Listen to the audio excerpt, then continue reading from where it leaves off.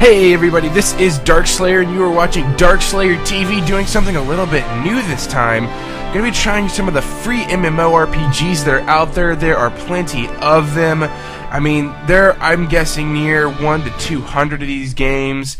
And, you know, which ones are the good ones? That is our goal on DarkslayerTV review. I have not come up with a name with this yet. However, we are going to start off with Dragon Nest, a game by Nexon. It's supposed to be the fastest free MMORPG, and so far I'm liking the graphics, very anime-like. They seem to be a little low-res on the characters, but they're not bad to say the least. I'm loving the glow effect, looks really good. So graphics-wise, this is doing pretty good so far. Alright, so what do we got here? We've got a cleric, and looks like he is the expert difficulty.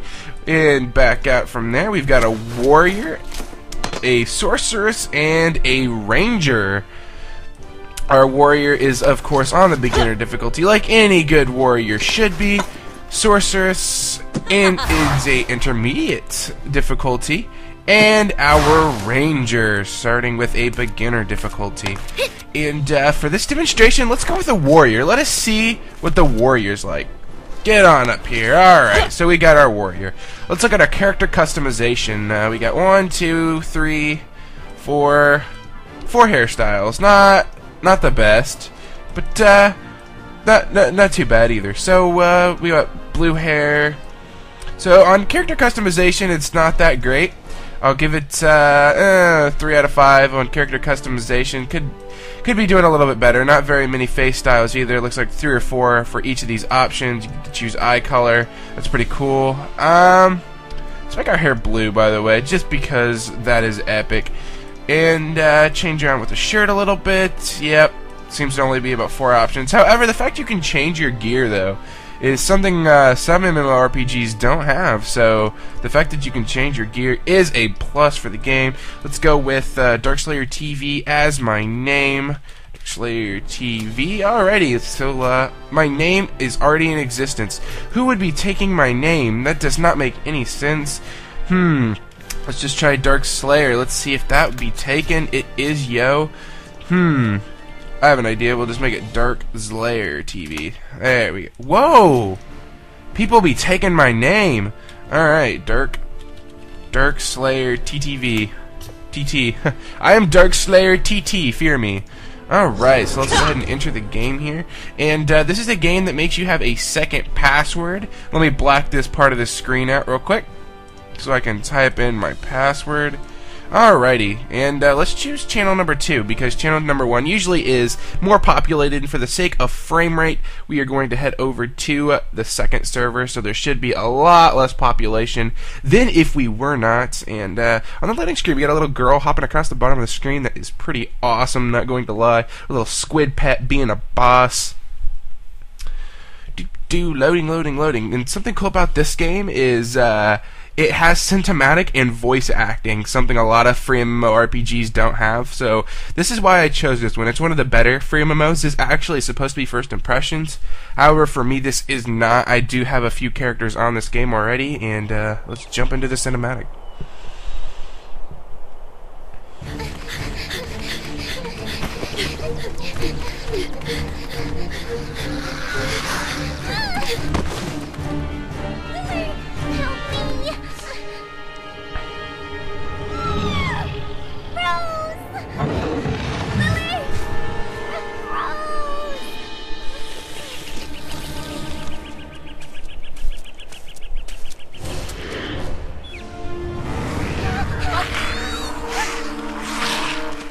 Alright, so right off the bat you can tell this game, excellent voice acting. As you can see, WSD to move, pretty standard. You gotta use your mouse to turn, and I think you can dodge roll. Yep, if you hit the button twice you can dodge roll. And as you can see, this is not like your standard MMORPG where you click on your monster and press the hotkeys. No, this is a action MMO, so I can just sit here and swing around like a maniac hitting nothing. But you also have skills. See, I can press 1 right here, and I go up and I start to punch them. And then 2, I can actually do a nice big cleave right there to hit several targets at the same time. So let's go up here and engage these goblins. And as you can see, very easy mob to kill at first. And they drop their loot. If I right click, I can actually kick them, stun them, and get them with a nice stab right there. And as you can see, if you press F, you'll actually start to pick up the coins. So that is another plus. I love the games that just drop loot everywhere, kind of Diablo style. And now if we walk up to her, let's talk to Lily here. It says, the girl seems frightened and confused. You should get her back to the village. Alrighty, so we get the Rose Pinned 1.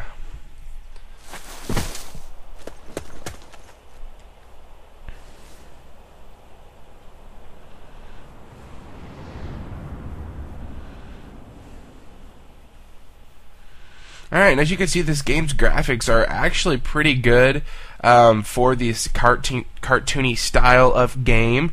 And let's hurry up, get in here. We'll do 1 or 2 dungeons, show you the questing system, maybe show you the market system, show you how all that works, and we'll call this one Wrap 1 of Review 1. Alright, Elder Herald, let's go into quest here, missing girl, blah blah blah blah blah. And something cool about this game is, one, if you look over here on the right side of the screen, there's an arrow actually pointing me in the direction I need to go, so that is very convenient, and as I move the screen you can see it's actually turning. And something else with this game, like if I talk to Irene here, she has the heart, and what this quest is making friends, and in this game you can actually, if you want to be friends with people, like the NPCs, you can actually get your reputation up with each individual one, or you can get them to hate you, and you get different benefits for each one. Like if I get a market person to like me more, then I will eventually get lower prices at the market. So that's something also unique that most games don't have. Let me press M here and make sure there are no more quests in the area. No, there is not. So let us head out here. We will do our first dungeon so I can show you what the dungeon system is like. And as you can see in town, instead of actually having skills on my hotbar, if I press 1, I'll actually do emotes, and look at that, a game with achievements, so that way you can feel satisfied for things that you shouldn't. And let's head out here. Let's go into the Shadow Forest, and yes, we don't need a party right now. Which later in the game you will need parties because the dungeons start to get so much harder. It becomes very, very difficult to you know, get those monsters killed. Better loot, of course, on the harder difficulties as well, because each dungeon actually has like several difficulties. Like if we go into here, we can see the Shadow Forest outskirts, capacity 4, which means you can have up to 4 players. And as you can see, you get weapons and armor and stuff. But this is on easy. If you put it on normal, bam, it'll show you how much that's another feature I love, by the way. It'll show you how much EXP, about what you're going to get, depending on what difficulty you go on, which is so amazing. I love that feature. But as you can see, it goes from easy, normal, hard, master to abyss, and the harder the difficulty, the more party members you are going to need. However, in easy and normal, usually only recommends 1 party member. As you can see, you're going to recommended party size. So let's enter. Let's do it on normal because we can. The Shadow Forest outskirts. Let's go.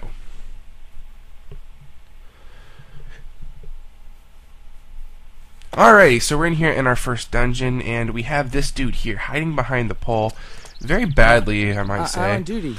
And if you actually read that, by the way, this game has a really interesting storyline, but for the sake of time, I decided I wasn't going to in this review. However, I really would suggest, if you end up playing the game, if you're interested in the storyline at all, to please read it. The storyline is actually really quite cool, and it just adds to the cinematic and voice acting. And as you can see, this is a very hack and slash game. So for people that love the hack and slash games like Kingdom Hearts, God of War type style game, this is the MMORPG for you. I mean, I have several characters on this game because I am a huge hack and slash fan, and I am almost positive this game does support the gamepad. So if you had a gamepad on, you are allowed to use that. However, it works very well with the mouse and keyboard, actually. You can tell it was designed for the mouse and keyboard. However, the pad was in mind. So, you know, you've got several options. You know, the console players aren't left out in this certain scenario. And this game also has an interesting feature. As you saw earlier, I think we can get another one here to drop. I actually got this crystal. It's a giant green crystal. And of course one isn't going to drop because I want to show you. And you can actually upgrade your equipment all the way up to like plus 20, I think. It goes really, really high. And then the more you upgrade it, the more it glows, and then also the more of a chance it has to fail. And if it gets to like plus 10 and it fails, it will break. So that's something you have to watch out for. See that right there? These onyx fragments. The more of them that you have, whenever you upgrade, the greater chance it will succeed. And as you can see, that dog just took a big old piss on me. You're gonna have to go back and rewatch that part of the video because you probably didn't notice it. So let's continue, and I think this will move us on straight to the boss fight. And another cool thing about this game is the boss fights actually have mechanics. You can't just like slam the boss to death. Like if you're in front of the boss when he goes to use a mechanic, you're gonna get hit. And you know that's really nice about this game. And there we go. We actually got a helmet on the ground. Or no, those are leggings. Let's go ahead and get all these ads down before I start to focus on the boss. And ads are down. Alright, let's switch over to the boss. As you can see, get hit by the boss, you will be slammed to the ground. Ow, MC. That is one problem I have with this game. It takes a while to get back up, but once you get back up, it's hard to fall down again. Let's start slaying into this boss. Luckily, it is the level 1 boss, so it will not be as hard as, future bosses. So actually, on this boss, you are going to be able to lay into him. And as you can see, when you kill him, it goes slow-mo to show you how awesome you are.